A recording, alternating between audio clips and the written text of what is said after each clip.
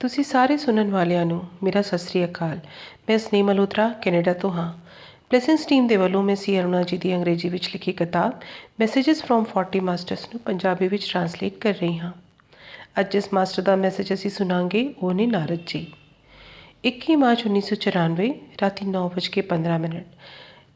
ਨਾਰਦ ਜੀ ਨੇ ਧਿਆਨ ਵਿੱਚ ਅਰੁਣਾ ਜੀ ਨੂੰ ਕਿਹਾ, ਮੈਨੂੰ ਪਤਾ ਸੀ ਜਦ ਤੁਸੀਂ ਲੋਕੀ ਚਰਨਜੀਵੀ ਮਾਸਟਰ ਦੇ ਬਾਰੇ ਵਿੱਚ ਸੋਚਣਾ ਸ਼ੁਰੂ ਕਰੋਗੇ ਮੈਨੂੰ ਜ਼ਰੂਰ ਸੰਪਰਕ ਕਰੋਗੇ। ਫਿਰ ਵੀ ਅਸੀਂ ਪਹਿਲੀ ਵਾਰੀ ਮਿਲ ਰਹੇ ਹਾਂ, ਇਸ ਕਰਕੇ ਮੈਂ ਤੁਹਾਡਾ ਅਭਿਵਾਦਨ ਕਰਨਾ। ਮੈਂ ਕਦੀ ਵੀ ਅਗਲੇ ਮਿੰਟ ਦੇ ਵਿੱਚ ਵੀ ਕੀ ਹੋਣ ਵਾਲਾ ਹੈ ਇਹ ਨਹੀਂ ਸੋਚਦਾ। ਇਸ ਵਾਸਤੇ ਮੈਨੂੰ ਤੁਹਾਡੇ ਬਾਰੇ ਵਿੱਚ ਕਦੀ ਕੋਈ ਖਿਆਲ ਨਹੀਂ ਆਇਆ, ਲੇਕਿਨ ਮੈਨੂੰ ਲੱਗ ਰਿਹਾ ਹੈ ਪਿਛਲੇ ਕੁਝ ਸਮੇਂ ਤੋਂ ਤੁਹਾਡੇ ਅਧਿਆਤਮਿਕ ਗਰੁੱਪ ਵਿੱਚ ਕੁਝ ਖਾਸ ਕੰਮ ਹੁੰਦੇ ਪਏ ਨੇ ਅਤੇ ਮੈਂ ਤੁਹਾਡੇ ਕੁਝ ਬੰਦਿਆਂ ਨੂੰ ਦਰਸ਼ਨ ਦੇਣਾ ਹੈ। ਉਹਨਾਂ ਨੇ ਕਿਹਾ, ਅਰੁਣਾ ਤੁਸੀਂ ਮੈਨੂੰ ਵਿੱਚ ਦੇਖ ਸਕੋਗੇ ਅਤੇ ਮੇਰਾ ਸੁਨੇਹਾ ਵੀ ਲੈ ਸਕੋਗੇ। ਉਹਨਾਂ ਨੇ ਅੱਗੇ ਦੱਸਿਆ ਕਿ ਮੈਂ ਚਰਨਜੀਵੀ ਕਿਸ ਤਰ੍ਹਾਂ ਬਣਿਆ। ਇਹ ਕੰਮ ਕਈ ਜਨਮਾਂ ਤੋਂ ਮੇਰਾ ਪਿੱਛਾ ਕਰ ਰਿਹਾ ਸੀ। ਮੈਨੂੰ ਜ਼ਿੰਦਗੀ ਦੇ ਸਬਕ ਸਿੱਖਣ ਵਾਸਤੇ ਕਿੰਨੇ ਜਨਮ ਲੈਣੇ ਪਏ ਮੈਨੂੰ ਤਾਂ ਇਸ ਦੀ ਗਿਣਤੀ ਵੀ ਭੁੱਲ ਗਈ ਹੈ। ਅਤੇ ਇਹ ਮੇਰੇ ਪਿਛਲੇ ਜਨਮਾਂ ਦੇ ਹੀ ਇਕੱਠੇ ਕੀਤੇ ਹੋਏ ਸਬਕ ਸੀਗੇ ਜੋ ਮੈਂ ਇਹ ਗਿਆਨ ਪ੍ਰਾਪਤ ਕੀਤਾ ਕਿ ਇਸ ਇੱਕ ਸਰੀਰ ਵਿੱਚ ਰਹਿ ਕਰ ਵੀ ਚਿਰੰਜੀਵੀ ਕਿਵੇਂ ਹੋਣਾ। ਅਤੇ ਨਾਲ ਦੇ ਨਾਲ ਮੇਰਾ ਸਰੀਰ ਹਮੇਸ਼ਾ 40 ਸਾਲ ਦੇ ਬੰਦੇ ਵਰਗਾ ਚੁਸਤ ਦਰੁਸਤ ਅਤੇ ਬਲਵਾਨ ਰਹੇ। ਮੇਰਾ ਇੱਕ ਕੰਮ ਸੀ ਕਿ ਇੱਕ ਆਯਾਮ ਤੋਂ ਦੂਜੇ ਆਯਾਮ ਤਾਈਂ ਸੁਨੇਹੇ ਅਤੇ ਗਿਆਨ ਨੂੰ ਪਹੁੰਚਾਉਣਾ ਅਤੇ ਵੱਧਦੀ ਉਮਰ ਦੇ ਨਾਲ ਆਪਣਾ ਗਿਆਨ ਵੀ ਵਧਾਉਣਾ। ਮੈਂ ਤੁਹਾਨੂੰ ਦੱਸ ਰਿਹਾ ਕਿ ਅਸੀਂ ਮਤਲਬ ਮੇਰੇ ਨਾਲ ਤੁਸੀਂ ਵੀ ਇੱਕ ਡਾਇਮੈਂਸ਼ਨ ਤੋਂ ਦੂਜੇ ਡਾਇਮੈਂਸ਼ਨ ਵਿੱਚ ਪਹੁੰਚ ਸਕੋਗੇ ਅਤੇ ਮੇਰੇ ਜੋ ਅੱਜ ਤਾਈਂ ਮੈਂ ਆਨੰਦ ਲਿਆ ਉਹ ਤੁਸੀਂ ਵੀ ਲੈ ਸਕੋਗੇ ਅਤੇ ਮੇਰੇ ਕੋਲ ਹੋਰ ਵੀ ਬੰਦੇ ਵੱਧ ਜਾਣਗੇ ਜਿਨ੍ਹਾਂ ਨਾਲ ਮੈਂ ਆਪਣੇ ਅਨੁਭਵ ਵੰਡ ਸਕਾਂਗਾ। ਮੇਰੇ ਵੀ ਕਈ ਪਿਛਲੇ ਜਨਮ ਉਸੇ ਤਰ੍ਹਾਂ ਸ਼ੁਰੂ ਹੋਏ ਜਿਵੇਂ ਤੁਹਾਡੇ ਸ਼ੁਰੂ ਹੋਏ। ਮੈਂ ਬੜਾ ਮਾਮੂਲੀ ਜਿਹਾ ਬੰਦਾ ਸੀ। ਮੈਂ ਬਸ ਧਰਤੀ 'ਤੇ ਜਨਮ ਲੈਂਦਾ, ਬਗੈਰ ਆਪਣੀ ਜ਼ਿੰਦਗੀ ਦੇ ਮਕਸਦ ਪੂਰੇ ਕੀਤੇ ਜਨਮ ਗਵਾ ਦਿੰਦਾ ਸੀ। ਫਿਰ ਉਹੀ ਕੰਮ ਕਰਨ ਬਾਰ-ਬਾਰ ਧਰਤੀ 'ਤੇ ਜਨਮ ਲੈਂਦਾ ਸੀ। ਹੌਲੀ ਹੌਲੀ ਮੈਂ ਤੰਗ ਆਉਣ ਲੱਗਿਆ ਆਪਣੇ ਵਿਅਰਥ ਦੇ ਜੀਵਨਾਂ ਨਾਲ ਅਤੇ ਮੈਂ ਕਰਨ ਕੀ ਆਉਣਾ ਧਰਤੀ 'ਤੇ। ਮੈਨੂੰ ਜ਼ਿੰਦਗੀ ਬੜੀ ਬੇਰੰਗ ਅਤੇ ਬੇਸਵਾਦੀ ਲੱਗਣ ਲੱਗ ਗਈ ਸੀ। ਹੌਲੀ ਹੌਲੀ ਮੈਨੂੰ ਸਮਝ ਆਉਣਾ ਸ਼ੁਰੂ ਹੋਇਆ ਕਿ ਬਿਨਾਂ ਕਿਸੇ ਮਕਸਦ ਦੇ ਮੈਂ ਜੀ ਰਿਹਾ ਹਾਂ। ਮੈਂ ਸੋਚਣ ਲੱਗਿਆ ਕਿ ਮੈਂ ਇਸ ਤਰ੍ਹਾਂ ਦੀ ਸੋਚ ਰੱਖਣ ਵਾਲਾ ਇਕੱਲਾ ਇੱਕ ਬੰਦਾ ਹਾਂ ਕਿ ਹੋਰ ਵੀ ਕੋਈ ਮੇਰੇ ਵਾਂਗ ਜੀਵਨ ਜੀਣ ਦੇ ਮਕਸਦ ਦੇ ਬਾਰੇ ਵਿੱਚ ਸੋਚਦਾ ਹੈ। ਬਸ ਇਸੇ ਕਿਸੇ ਹੋਰ ਦੀ ਤਲਾਸ਼ ਮੈਂ ਸ਼ੁਰੂ ਕਰ ਦਿੱਤੀ ਅਤੇ 15 ਸਾਲ ਦੀ ਉਮਰ ਵਿੱਚ ਮੈਂ ਆਪਣਾ ਘਰ ਛੱਡ ਦਿੱਤਾ। ਮੈਂ ਬੜੀ ਸਾਰੀ ਜਗ੍ਹਾ ਗਿਆ, ਲੇਕਿਨ ਮੈਨੂੰ ਕੋਈ ਵੀ ਇਸ ਤਰ੍ਹਾਂ ਦਾ ਗੁਰੂ ਨਹੀਂ ਮਿਲਿਆ ਜੋ ਮੇਰੇ ਸਵਾਲਾਂ ਦਾ ਪੂਰਾ ਜਵਾਬ ਦੇ ਸਕੇ। ਮੈਨੂੰ ਹਰ ਗੁਰੂ ਦਾ ਗਿਆਨ ਅਧੂਰਾ ਲੱਗਦਾ ਸੀ। ਮੈਂ ਸਾਰੀ ਸ੍ਰਿਸ਼ਟੀ ਦੇ 107 ਗੁਰੂਆਂ ਨੂੰ ਸਿੱਖਣ ਦੇ ਬਾਅਦ ਜਦ 108ਵੇਂ ਗੁਰੂ ਨੂੰ ਮਿਲਿਆ ਤਾਂ ਮੈਨੂੰ ਪਹਿਲੀ ਵਾਰੀ ਸੰਪੂਰਨ ਗਿਆਨ ਮਿਲਿਆ। ਸਭ ਕੁਝ ਸਮਝ ਆਇਆ। ਮੈਂ ਬੜਾ ਖੁਸ਼ ਹੋਇਆ ਆਪਣੇ ਗਿਆਨ ਦੀ ਪਿਆਸ ਬੁਝਾ ਕੇ। ਉਹ ਮੇਰੇ ਗੁਰੂ ਸੀਗੇ ਨਾਰਾਇਣ। ਮੈਨੂੰ ਇਸ ਭੌਤਿਕ ਸਰੀਰ ਵਿੱਚ ਰਹਿਣ ਦਾ ਮਤਲਬ ਸਮਝ ਆਇਆ। ਫਿਰ ਮੈਂ ਜ਼ਿੰਮਾ ਲਿਆ ਕਿ ਮੈਂ ਇਸ ਆਤਮਾ ਦੇ ਗਿਆਨ ਨੂੰ ਹਰ ਕਿਸੇ ਨੂੰ ਦੱਸਾਂ। ਉਹਦੇ ਬਾਅਦ ਮੇਰੇ ਗੁਰੂ ਨੇ ਮੈਨੂੰ ਵਰਦਾਨ ਦਿੱਤਾ ਕਿ ਮੈਂ ਇਸ ਸਰੀਰ ਵਿੱਚ ਰਹਿ ਕਰ ਅਮਰ ਹੋ ਕਰ ਅਨੰਤ ਕਾਲ ਤਾਈਂ ਆਪਣੇ ਅਧਿਆਤਮਿਕ ਗਿਆਨ ਨੂੰ ਇੱਕ ਥਾਂ ਤੋਂ ਦੂਜੀ ਥਾਂ ਇਸ ਧਰਤੀ, ਆਕਾਸ਼, ਪਤਾਲ ਅਤੇ ਹਰ ਲੋਕ ਵਿੱਚ ਪਹੁੰਚਾਵਾਂ। ਮੇਰਾ ਹਰ ਧਿਆਨੀ ਨੂੰ ਇਹ ਸੁਨੇਹਾ ਹੈ ਕਿ ਜੋ ਕੁਝ ਵੀ ਗਿਆਨ ਅਧਿਆਤਮ ਦਾ ਗਿਆਨ ਤੁਹਾਨੂੰ ਮਿਲ ਰਿਹਾ ਹੈ ਉਹਨੂੰ ਦੂਜੇ ਧਿਆਨੀ ਨੂੰ ਵੰਡੋ। ਇਸ ਤਰ੍ਹਾਂ ਮੈਨੂੰ ਚਿਰੰਜੀਵੀ ਹੋਣ ਦਾ ਵਰਦਾਨ ਮਿਲਿਆ ਅਤੇ ਮੈਂ ਇਹੀ ਸਿੱਖਿਆ ਕਿ ਜੋ ਵੀ ਅਨੰਤ ਕਾਲ 'ਤੇ ਜੀਣਾ ਚਾਹੁੰਦਾ ਹੈ ਉਹ ਆਪਣਾ ਅਧਿਆਤਮ ਗਿਆਨ ਹਮੇਸ਼ਾ ਵੰਡਦਾ ਰਹੇ। ਹੁਣ ਅਗਲੇ ਦਿਨ ਫਿਰ 22 ਮਾਰਚ ਨੂੰ ਸ਼ਾਮੀ 7 ਵਜੇ ਨਾਰਦ ਜੀ ਫਿਰ ਪ੍ਰਗਟ ਹੋਏ ਅਤੇ ਉਸ ਵੇਲੇ ਉਹਨਾਂ ਨਾਲ ਜਿਹੜੇ ਸਵਾਲ ਜਵਾਬ ਹੋਏ ਉਹ ਮੈਂ ਤੁਹਾਨੂੰ ਦੱਸ ਰਹੀ ਹਾਂ। ਸਵਾਲ ਸੀ, ਚਿਰੰਜੀਵੀ ਹੋਣ ਵਾਸਤੇ ਤੁਸੀਂ ਕਿੰਨੀ ਦੇਰ ਧਿਆਨ ਕੀਤਾ? ਨਾਰਦ ਜੀ ਨੇ ਜਵਾਬ ਦਿੱਤਾ, ਮੈਂ ਚਿਰੰਜੀਵੀ ਹੋਣ ਵਾਸਤੇ ਕਦੀ ਧਿਆਨ ਨਹੀਂ ਕੀਤਾ।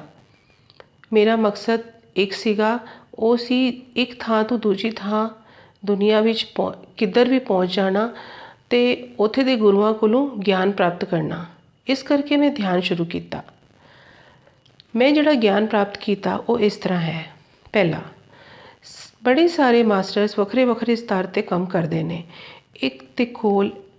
ਹਰੇਕ ਦੇ ਕੋਲ ਇੱਕ ਕੰਮ ਹੈ ਕਿ ਕਿ ਪੁਰਾਣੇ ਸਿਸਟਮਾਂ ਨੂੰ ਫਿਰ ਤੋਂ ਨਵਾਂ ਬਣਾਉਣਾ, ਉਹਨਾਂ ਨੂੰ ਅਪਡੇਟ ਕਰਨਾ ਅਤੇ ਨਵੇਂ ਸਿਸਟਮਾਂ ਨੂੰ ਤਿਆਰ ਕਰਨਾ ਅਤੇ ਲਗਾਤਾਰ ਨਵੀਆਂ ਚੀਜ਼ਾਂ ਨੂੰ ਅਪਣਾਉਣਾ। ਦੂਜੀ ਤਰ੍ਹਾਂ ਦੇ ਮਾਸਟਰ ਦਾ ਇੱਕ ਗਰੁੱਪ ਆਪਣੇ ਆਪ ਦੇ ਬਣਾਏ ਤਰੀਕੇ ਨੂੰ ਅੱਗੇ ਵਧਾਉਣਾ ਪਸੰਦ ਕਰਦਾ ਹੈ, ਭਾਵੇਂ ਉਹ ਅਧਿਆਤਮ ਦਾ ਗਿਆਨ ਹੋਵੇ ਜਾਂ ਦੂਜੇ ਗੁਰੂਆਂ ਦਾ ਗਿਆਨ ਹੋਵੇ। ਤੀਜੀ ਗੱਲ, ਇਸ ਤਰ੍ਹਾਂ ਇਹ ਨਵਾਂ ਸਿਰਜਣ ਕਰਨ ਵਾਲੇ ਗਰੁੱਪ ਹਨ ਜੋ ਉਸੇ ਤਰ੍ਹਾਂ ਵਿਨਾਸ਼ ਕਰਨ ਵਾਲੇ ਵੀ ਗਰੁੱਪ ਹੈਗੇ ਜੋ ਇਹਨਾਂ ਸਿਰਜਣ ਕਰਨ ਵਾਲਿਆਂ ਦੇ ਕੰਮ ਨੂੰ ਖਰਾਬ ਕਰਦੇ ਨੇ ਅਤੇ ਉਹਨਾਂ ਦੇ ਰਾਹ ਵਿੱਚ ਰੋੜੇ ਅੜਾਉਂਦੇ ਨੇ। ਇਸ ਜਗ੍ਹਾ 'ਤੇ ਮੈਂ ਕੰਮ ਕਰਨ ਦਾ ਜ਼ਿੰਮਾ ਚੁੱਕਿਆ, ਜੋ ਮੈਨੂੰ ਬੜਾ ਪਸੰਦ ਵੀ ਆਇਆ, ਕਿ ਦੋ ਇੱਕਦਮ ਵੱਖਰੇ ਸੋਚਾਂ ਦੇ ਲੋਕਾਂ ਨਾਲ ਇਕੱਠੇ ਕੰਮ ਕਰਨਾ। ਅਖੀਰ ਅੱਛੇ ਅਤੇ ਬੁਰੇ ਦੋਨੋਂ ਮੇਰੇ ਹੀ ਤੋਂ ਆਪਣੇ ਰੂਪ ਸੀਗੇ। ਇਸ ਤਰ੍ਹਾਂ ਉਹਨਾਂ ਦੀ ਸੁਲ੍ਹਾ ਕਰਾਉਣ ਨਾਲ ਜੋ ਨਤੀਜਾ ਨਿਕਲਦਾ ਸੀ ਉਹੀ ਮੇਰਾ ਗਿਆਨ ਸੀਗਾ, ਕਿਉਂਕਿ ਮੈਂ ਦੋਨੋਂ ਪਾਸੇ ਰਹਿੰਦਾ ਸੀ। ਇਸ ਕਰਕੇ ਲੋਕਾਂ ਨੇ ਮੇਰਾ ਨਾਂ ਕਲੇਸ਼ੀ ਰੱਖ ਦਿੱਤਾ, ਜਦਕਿ ਮੈਂ ਤਾਂ ਉਹ ਬੰਦਾ ਸੀ ਜੋ ਕਲੇਸ਼ ਨੂੰ ਦੂਰ ਕਰਕੇ ਗਿਆਨ ਲੈਂਦਾ ਸੀ। ਅਗਲੇ ਸਵਾਲ ਵਿੱਚ ਉਹਨਾਂ ਕੋਲੋਂ ਲਾਅ ਆਫ ਕਰਮਾ ਦੇ ਬਾਰੇ ਵਿੱਚ ਪੁੱਛਿਆ ਗਿਆ ਤਾਂ ਉਹਨਾਂ ਨੇ ਜਵਾਬ ਵਿੱਚ ਕਿਹਾ ਕਿ ਕਰਮ ਸਿਧਾਂਤ ਦਾ ਕੇਵਲ ਇੱਕ ਨਿਯਮ ਹੈ। ਉਹ ਸਿਧਾਂਤ ਤੁਹਾਡੇ ਅੰਦਰ ਕਿਸੇ ਇੱਕ ਬੁਰਾਈ ਨੂੰ ਦੂਰ ਕਰਕੇ ਅੱਛਾਈ ਨੂੰ ਅਪਣਾਉਣ ਵਿੱਚ ਮਦਦ ਕਰਦਾ ਹੈ ਅਤੇ ਤੁਹਾਡੀ ਅੱਛੇ ਬੁਰੇ ਦੀ ਪਰਖ ਨੂੰ ਵਧਾਉਂਦਾ ਹੈ। ਜਿਸ ਵੇਲੇ ਤੁਸੀਂ ਆਪਣੀ ਗਲਤੀ ਸਮਝ ਜਾਂਦੇ ਹੋ, ਕਰਮ ਦਾ ਤੁਹਾਡੇ 'ਤੇ ਪੈਣ ਵਾਲਾ ਅਸਰ ਵੀ ਸਮਾਪਤ ਹੋ ਜਾਂਦਾ ਹੈ। ਕਰਮਾ ਬਸ ਇੱਕ ਸੀਖ ਹੈ ਜਿਹਨੂੰ ਸਮਝ ਦੀ ਵਜ੍ਹਾ ਨਾਲ ਤੁਸੀਂ ਜੀਵਨ ਵਿੱਚ ਅੱਗੇ ਵੱਧਦੇ ਜਾਂਦੇ ਹੋ। ਸਵਾਲ ਪੁੱਛਿਆ ਗਿਆ, ਸਾਡੀ ਪੂਰਨਾਤਮਾ ਥੱਲੇ ਸਾਡੇ ਨਾਲ ਕਿਵੇਂ ਕੰਮ ਕਰਦੀ ਹੈ? ਉਹਨਾਂ ਨੇ ਕਿਹਾ, ਸਾਡੀ ਪਰਮ ਆਤਮਾ ਹੀ ਪੂਰਨਾਤਮਾ ਹੈ। ਅਸੀਂ ਉਹਦੀ ਅੰਸ਼ ਆਤਮਾ ਹੈਗੇ। ਅਸੀਂ ਆਪਣੇ ਸਾਰੇ ਜਨਮਾਂ ਵਿੱਚ ਇਸੇ ਅੰਸ਼ ਆਤਮਾ ਦੇ ਨਾਲ ਰਹਿੰਦੇ ਹਾਂ। ਸਾਨੂੰ ਵੱਖਰੇ ਵੱਖਰੇ ਕੰਮ ਵੱਖਰੇ ਵੱਖਰੇ ਟਾਈਮ 'ਤੇ ਸਹੀ ਤਰੀਕੇ ਨਾਲ ਕਰਨੇ ਹੁੰਦੇ ਨੇ। ਸਾਡੀ ਪੂਰਨਾਤਮਾ ਸਾਨੂੰ ਕਈ ਸਾਰੇ ਮਿਸ਼ਨ 'ਤੇ ਭੇਜਦੀ ਹੈ ਅਤੇ ਨਾਲ ਨਾਲ ਕੰਮ ਕਰਨ ਦਾ ਸਹੀ ਤਰੀਕਾ ਸਿਖਾਉਂਦੀ ਵੀ ਹੈ। ਪੂਰਨਾਤਮਾ ਨੂੰ ਹਮੇਸ਼ਾ ਪਤਾ ਹੁੰਦਾ ਹੈ ਕਿ ਜੋ ਅਸੀਂ ਕਰ ਰਹੇ ਹਾਂ ਉਹ ਕੰਮ ਸਹੀ ਹੈ ਕਿ ਗਲਤ। ਇਹਨੂੰ ਇਸ ਤਰ੍ਹਾਂ ਵੀ ਸਮਝ ਸਕਦੇ ਹੋ, ਜਿਵੇਂ ਕੋਈ ਗੱਲ ਸੋਚੀ ਗਈ, ਉਹਨੂੰ ਪ੍ਰਯੋਗਸ਼ਾਲਾ ਵਿੱਚ ਟੈਸਟ ਕੀਤਾ ਗਿਆ ਤਾਂ ਉਸ ਦੇ ਬਾਅਦ ਉਹਦੇ ਨਤੀਜੇ ਨਿਕਲਦੇ ਨੇ। ਪੂਰਨਾਤਮਾ ਇੱਕ ਪਾਸੇ ਤੁਹਾਨੂੰ ਗਿਆਨ ਦਿੰਦੀ ਹੈ ਅਤੇ ਦੂਜੇ ਪਾਸੇ ਤੁਹਾਡੇ ਕੋਲੋਂ ਸਿੱਖਦੀ ਵੀ ਹੈ। ਇਹੀ ਸਿਸਟਮ ਕੰਮ ਕਰਦਾ ਹੈ, ਭਾਵੇਂ ਇਹ ਤੁਹਾਨੂੰ ਸਮਝ ਆਵੇ ਭਾਵੇਂ ਨਾ ਆਵੇ, ਲੇਕਿਨ ਇਹੀ ਸੱਚ ਹੈ। ਹੁਣ ਗੌਤਮ ਬੁੱਧਾ ਦੀ ਟੀਚਿੰਗ, ਭਗਵਾਨ ਕ੍ਰਿਸ਼ਨ ਦੀ ਗੀਤਾ ਅਤੇ ਪਤੰਜਲੀ ਦੇ ਸੂਤਰਾਂ ਦੇ ਬਾਰੇ ਵਿੱਚ ਪੁੱਛਣ ਨਾਲ ਉਹਨਾਂ ਨੇ ਕਿਹਾ ਕਿ ਸਰ, ਇਹ ਸਾਰਾ ਗਿਆਨ ਬੜਾ ਸਰਲ ਅਤੇ ਸਹਿਜ ਹੈਗਾ, ਲੇਕਿਨ ਲੋਕੀ ਇਹਨਾਂ ਗੱਲਾਂ ਨੂੰ ਸਿੰਪਲ ਲਾਈਫ ਵਿੱਚ ਲੈਂਦੇ ਨਹੀਂ ਹੈਗੇ। ਮੈਂ ਕਹਿਣਾ ਕਿ ਇਹ ਸਾਰਾ ਗਿਆਨ ਇੰਨਾ ਆਸਾਨ ਹੈ ਜਿਵੇਂ ਤੁਸੀਂ ਬੰਦ ਅੱਖਾਂ ਨੂੰ ਖੋਲ੍ਹ ਕੇ ਸਾਰਾ ਕੁਝ ਦੇਖ ਸਕਦੇ ਹੋ। ਤੁਸੀਂ ਅੱਖਾਂ ਨੂੰ ਭਾਵੇਂ ਬੰਦ ਰੱਖੋ ਭਾਵੇਂ ਖੁੱਲ੍ਹੀ ਰੱਖੋ, ਸੱਚਾਈ ਤਾਂ ਉੱਥੇ ਦੀ ਉੱਥੇ ਹੀ ਹੈ ਅਤੇ ਹਮੇਸ਼ਾ ਹੀ ਰਹੇਗੀ। ਬਸ ਤੁਸੀਂ ਆਪਣਾ ਦਿਲ, ਦਿਮਾਗ ਅਤੇ ਅੱਖਾਂ ਖੁੱਲ੍ਹੀ ਰੱਖੋ। ਜੇ ਤੁਸੀਂ ਆਪਣਾ ਨਜ਼ਰੀਆ ਨਹੀਂ ਬਦਲਿਆ ਤਾਂ ਇਹ ਸਭ ਗਿਆਨ ਤੁਹਾਨੂੰ ਝੂਠ ਅਤੇ ਭੁਲੇਖਾ ਲੱਗੇਗਾ। ਆਪਣੇ ਆਪ ਨੂੰ ਸਮਝਣਾ ਹਰ ਇਨਸਾਨ ਵਾਸਤੇ ਬੜਾ ਆਸਾਨ ਹੈ, ਲੇਕਿਨ ਤੁਸੀਂ ਕਹੋਗੇ ਕਿ ਮੈਂ ਸਿਰਫ ਬੁੱਧਾ ਕੋਲੋਂ ਜਾਂ ਕ੍ਰਿਸ਼ਨ ਕੋਲੋਂ ਜਾਂ ਪਤੰਜਲੀ ਕੋਲੋਂ ਹੀ ਸਿੱਖਾਂਗਾ ਅਤੇ ਆਪਣੇ ਜੀਵਨ ਨੂੰ ਸੁਧਾਰਾਂਗਾ, ਅਤੇ ਇਹ ਕਿਸ ਦੀ ਭੂਲ ਹੈ ਦੱਸੋ? ਤੁਹਾਡੀ ਆਪਣੀ ਭੂਲ ਹੈ। ਆਪਣੇ ਆਪ ਨੂੰ ਪਛਾਣੋ, ਜਾਣੋ ਆਪਣੇ ਤਰੀਕੇ ਨਾਲ, ਜੋ ਕੁਝ ਤੁਹਾਡੇ ਕੋਲ ਹੈ ਉਸ ਦੇ ਨਾਲ, ਆਪਣੇ ਟੈਲੈਂਟ ਦੇ ਨਾਲ। ਬੁੱਧਾ ਕ੍ਰਿਸ਼ਨ ਅਤੇ ਪਤੰਜਲੀ ਜੀ ਨੇ ਜੋ ਵੀ ਗਿਆਨ ਅਰਜਿਤ ਕੀਤਾ ਉਹ ਆਪਣੇ ਆਪ ਨੂੰ ਸਮਝ ਕੇ ਅਤੇ ਆਪਣੇ ਤਰੀਕੇ ਨਾਲ ਕੀਤਾ, ਅਤੇ ਉਹਨਾਂ ਦਾ ਲੋਕਾਂ ਦੀ ਮਦਦ ਕਰਨ ਦਾ ਜਜ਼ਬਾ ਬੜਾ ਪ੍ਰਬਲ ਸੀ। ਉਹ ਸਭ ਨੂੰ ਦੱਸਣਾ ਚਾਹੁੰਦੇ ਸੀ ਕਿ ਇਹ ਸਭ ਗਿਆਨ ਉਹਨਾਂ ਨੂੰ ਕਿਵੇਂ ਮਿਲਿਆ। ਉਹਨਾਂ ਦੇ ਚੇਲੇ ਬੜੇ ਸਾਰੇ ਸੀਗੇ, ਇਸ ਕਰਕੇ ਇੱਕ ਦੂਜੇ ਨੂੰ ਦੱਸਦੇ ਬੜੀ ਤੇਜ਼ੀ ਨਾਲ ਉਹਨਾਂ ਦਾ ਗਿਆਨ ਪ੍ਰਚਾਰ ਹੋਇਆ। ਇਸ ਤਰ੍ਹਾਂ ਸਾਡੇ ਕੋਲ ਵੀ ਆਇਆ। ਅਸੀਂ ਸਾਰੇ ਇੱਕੋ ਹੀ ਹਾਂ। ਜੋ ਉਹ ਕਰ ਸਕਦੇ ਨੇ ਉਹ ਅਸੀਂ ਵੀ ਕਰ ਸਕਦੇ ਹਾਂ। ਇਸ ਕਰਕੇ ਰਾਹ ਨਾ ਭਟਕੋ ਅਤੇ ਆਪਣੇ ਗੁਰੂ, ਤੁਹਾਡੀ ਆਪਣੀ ਸਾਹ ਕੋਲੋਂ ਸਿੱਖੋ, ਕਿਉਂਕਿ ਉਹ ਕਿਸੇ ਹੋਰ ਤੋਂ ਬਹੁਤਾ ਤੁਹਾਨੂੰ ਜਾਣਦੀ ਹੈ। ਇਹ ਗੱਲ ਮੇਰੀ ਹਮੇਸ਼ਾ ਯਾਦ ਰੱਖੋ। ਮੈਂ ਵੀ ਇਸੇ ਤਰ੍ਹਾਂ ਹੀ ਸਿੱਖਿਆ ਹੈ ਅਤੇ ਫਿਰ ਤੁਹਾਡੀ ਤਰੱਕੀ ਨੂੰ ਕੋਈ ਨਹੀਂ ਰੋਕ ਸਕਦਾ। ਅਗਲਾ ਸਵਾਲ ਸੀ, ਸਾਡੀ ਪੂਰਨਾਤਮਾ ਸਾਡੇ ਲਾਈਫ ਪਲਾਨ ਆਪ ਬਣਾਉਂਦੀ ਹੈ ਕਿ ਇਸੇ ਨੂੰ ਭਾਗ ਕਹਿੰਦੇ ਨੇ? ਉਹਨਾਂ ਨੇ ਜਵਾਬ ਦਿੱਤਾ, ਜਦ ਤੁਸੀਂ ਆਤਮਾ ਦੀ ਫ੍ਰੀ ਵਿਲ ਤੇ ਚੋਇਸ ਨੂੰ ਸਮਝ ਜਾਓਗੇ, ਇਹ ਭਾਗਾਂ ਵਾਲਾ ਸਵਾਲ ਤੁਹਾਨੂੰ ਬੜਾ ਛੋਟਾ ਲੱਗੇਗਾ। ਭਾਗ ਤੇ ਲਾਈਫ ਡਿਜ਼ਾਈਨ ਸਭ ਦਾ ਹੁੰਦਾ ਹੈ।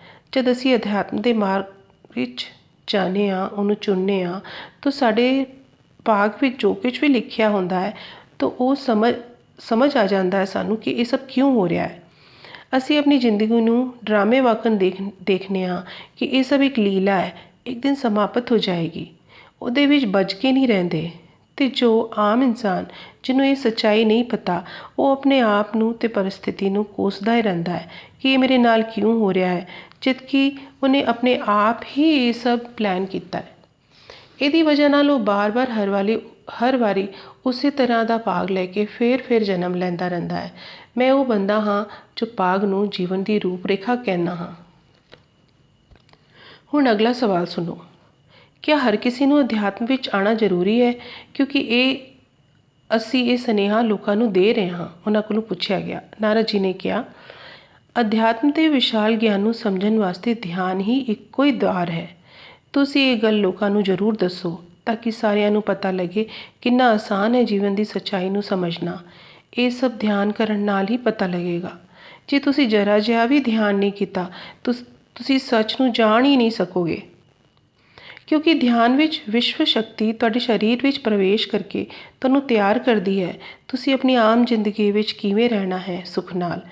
ਮੈਂ ਤੁਹਾਡੀ ਇਸ ਗੱਲ ਦੀ ਤਾਰੀਫ ਕਰਨਾ ਹਾਂ ਜੋ ਤੁਸੀਂ ਲੋਕੀ ਗਿਆਨ ਦੀ ਕਿਤਾਬਾਂ ਨੂੰ ਪੜ੍ਹ ਕਰ ਗਿਆਨ ਦੇ ਨਵੇਂ ਆਯਾਮਾਂ ਨੂੰ ਪਹੁੰਚ ਰਹੇ ਹੋ ਤੇ ਬਗੈਰ ਗਿਆਨਵਾਨ ਬਣੇ। ਜੇ ਤੁਸੀਂ ਆਪਣੇ ਗਿਆਨ ਨੂੰ ਆਪਣੇ ਰੋਜ਼ ਦੇ ਕੰਮਾਂ ਵਿੱਚ ਇਸਤੇਮਾਲ ਕੀਤਾ, ਤੁਹਾਡੀ ਜ਼ਿੰਦਗੀ ਬੜੀ ਸੋਹਣੀ ਅਤੇ ਖੁਸ਼ੀਆਂ ਨਾਲ ਭਰ ਜਾਵੇਗੀ। ਇਸ ਕਰਕੇ ਧਿਆਨ ਕਰਨਾ ਅਤੇ ਉਹਦਾ ਪ੍ਰਚਾਰ ਕਰਨਾ ਦੋਨੋਂ ਬਹੁਤ ਜ਼ਰੂਰੀ ਨੇ। ਇੱਕ ਅਖੀਰਲਾ ਸਵਾਲ ਜੋ ਨਾਰਦ ਜੀ ਕੋਲੋਂ ਪੁੱਛਿਆ ਗਿਆ ਅਰੁਣਾ ਜੀ ਦੇ ਦੁਆਰਾ, ਉਹ ਸੀ ਕਿ ਕਿਆ ਅਸੀਂ ਇਸ ਲੈਵਲ 'ਤੇ ਪਹੁੰਚ ਕੇ ਧਿਆਨ ਕਰਨਾ ਛੱਡ ਸਕਦੇ ਹਾਂ? ਨਾਰਦ ਜੀ ਨੇ ਕਿਹਾ ਕਿ ਦੋ ਗੱਲਾਂ ਨੇ ਇੱਥੇ। ਇੱਕ ਤੁਸੀਂ ਜਿਹੜੀ ਸਥਿਤੀ ਵਿੱਚ ਹੋ ਅਤੇ ਦੂਜੀ ਤੁਹਾਡੀ ਗਰੋਥ। ਅਤੇ ਪਹਿਲੀ ਗੱਲ, ਧਰਤੀ ਆਪਣੀ ਮਾਪ ਨੂੰ ਬਦਲਦੀ ਪਈ ਹੈ। ਉਸ ਦਾ ਜਿਹੜਾ ਬੁਰਾ ਅਸਰ ਲੋਕਾਂ 'ਤੇ ਪੈਣ ਵਾਲਾ ਹੈ ਉਹ ਘਟ ਸਕਦਾ ਹੈ ਜੇ ਤੁਸੀਂ ਜ਼ਿਆਦਾ ਤੋਂ ਜ਼ਿਆਦਾ ਲੋਕੀ ਨੂੰ ਧਿਆਨ ਕਰਨਾ ਸਿਖਾ ਦਿਓ। ਕਿਉਂਕਿ ਧਿਆਨ ਹੀ ਇੱਕ ਮਾਰਗ ਰਹਿ ਜਾਂਦਾ ਹੈ ਜ਼ਿੰਦਗੀ 'ਚ ਆਉਣ ਵਾਲੀ ਤਕਲੀਫਾਂ ਨੂੰ ਅਧਿਆਤਮ ਦੇ ਵਿਗਿਆਨ ਨਾਲ ਜੋੜ ਕਰ ਆਪਣੇ ਹਾਲਾਤਾਂ ਨੂੰ ਸਮਝ ਕੇ ਜ਼ਿੰਦਗੀ ਨੂੰ ਆਸਾਨ ਬਣਾਉਣ ਦਾ। ਇਸ ਲਈ ਆਪਣੇ ਸਵਯੰ ਦੀ ਗਰੋਥ ਦੇ ਬਾਰੇ ਵਿੱਚ ਤੁਸੀਂ ਸਵਯੰ ਦੀ ਸੋਚ ਦੇ ਬਾਰੇ ਵਿੱਚ ਸੋਚਣ ਤੋਂ ਜ਼ਿਆਦਾ ਜ਼ਰੂਰੀ ਹੈ ਧਿਆਨ ਦਾ ਸੁਨੇਹਾ ਲੋਕਾਂ ਨੂੰ ਪਹੁੰਚਾਉਣਾ। ਲੇਕਿਨ ਤੁਸੀਂ ਧਿਆਨ ਤੋਂ ਦੂਰ ਹਾਲੇ ਨਹੀਂ ਜਾ ਸਕਦੇ ਕਿਉਂਕਿ ਧਿਆਨ ਵਿੱਚ ਹੀ ਤੁਹਾਨੂੰ ਮਾਸਟਰਸ ਗਿਆਨ ਦੇਣਗੇ ਅਤੇ ਦੱਸਣਗੇ ਕਿ ਤੁਹਾਡਾ ਅਗਲਾ ਕੰਮ ਕੀ ਹੈ, ਨਾਲੇ ਉਹਨੂੰ ਚੰਗੀ ਤਰ੍ਹਾਂ ਕਿਵੇਂ ਕਰਨਾ ਹੈ। ਨਾਰਦ ਜੀ ਨੇ ਜੀਸਸ ਦੇ ਬਾਰੇ ਕਿਹਾ ਕਿ ਜੀਸਸ ਨੇ ਹਮੇਸ਼ਾ ਲੋਕਾਂ ਨੂੰ ਧਿਆਨ ਵਾਸਤੇ ਹੀ ਸਮਝ ਦਿੱਤੀ ਅਤੇ ਆਪਣੇ ਸਮਾਜ ਵਿੱਚ ਧਿਆਨ ਦਾ ਪ੍ਰਚਾਰ ਕੀਤਾ। ਅਤੇ ਦੂਜਾ, ਜਿੱਥੇ ਤਾਈਂ ਤੁਹਾਡੀ ਗਰੋਥ ਦੀ ਗੱਲ ਹੈ ਉਹ ਕਈ ਗੱਲਾਂ ਨਾਲ ਜੁੜੀ ਹੋਈ ਹੈ। ਜੇ ਤੁਸੀਂ ਕਿਤਾਬਾਂ ਨਾਲ ਭਰਪੂਰ ਗਿਆਨ ਲੈ ਕੇ ਆਪਣੇ ਜੀਵਨ ਦਾ ਮਕਸਦ ਅਤੇ ਰੂਪ ਰੇਖਾ ਸਮਝ ਲਈ ਹੈ ਤਾਂ ਤੁਹਾਡਾ ਇਹ ਜਨਮ ਤੋਂ ਸਜਾਇਆ ਹੋ ਗਿਆ। ਜੇ ਤੁਸੀਂ ਜਿੰਨਾ ਸੋਚਿਆ ਸੀ ਉਸ ਤੋਂ ਵੀ ਜ਼ਿਆਦਾ ਜਾਣਨਾ ਚਾਹੁੰਦੇ ਹੋ ਤਾਂ ਇਸ ਜਨਮ ਵਿੱਚ ਤੁਸੀਂ ਹੋਰ ਧਿਆਨ ਕਰੋ, ਕਿਤਾਬਾਂ ਪੜ੍ਹੋ ਅਤੇ ਹੋਰ ਲੋਕਾਂ ਦੀ ਮਦਦ ਵੀ ਕਰੋ। ਬਸ ਇੰਨਾ ਹੀ ਅੱਜ ਵਾਸਤੇ। ਤੁਹਾਡਾ ਬਹੁਤ ਬਹੁਤ ਧੰਨਵਾਦ।